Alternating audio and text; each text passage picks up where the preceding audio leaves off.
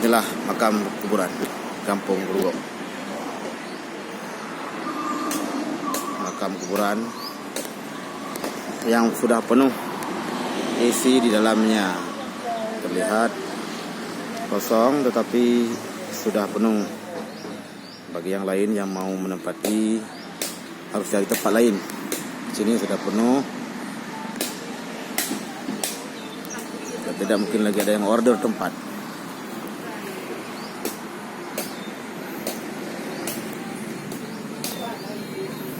Kuburan umum Kampung Grogol.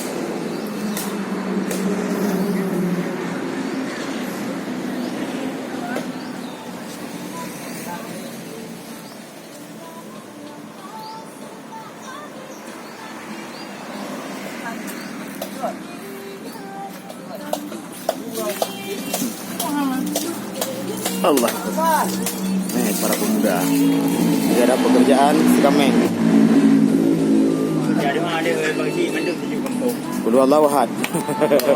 Iya kena berdua, iya kena lagi. Nah, ada kameng. Hop. Sengaja mah weh. Salaman. Nah, jame, Bang. Nah, dengar toinya. Mana boleh? Teman YouTube mau. Kepo. Anak pu ni cancang je le anak pu.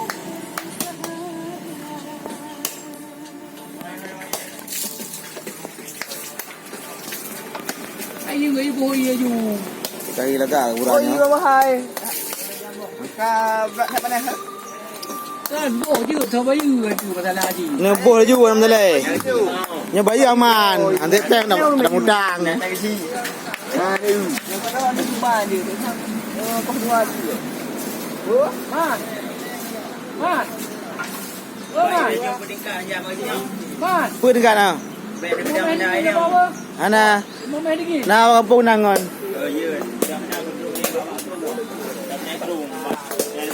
Ipagai ji kan ipedang di rumah ji itu jarak kerung rumah pak. Watu.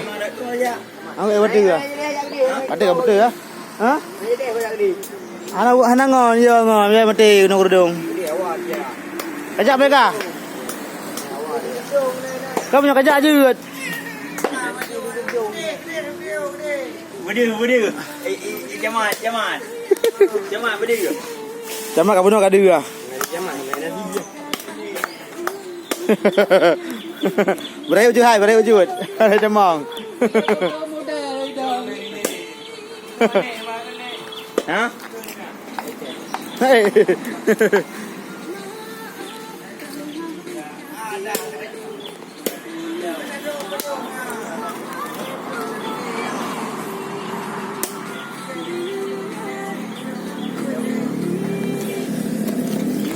Boleh eh?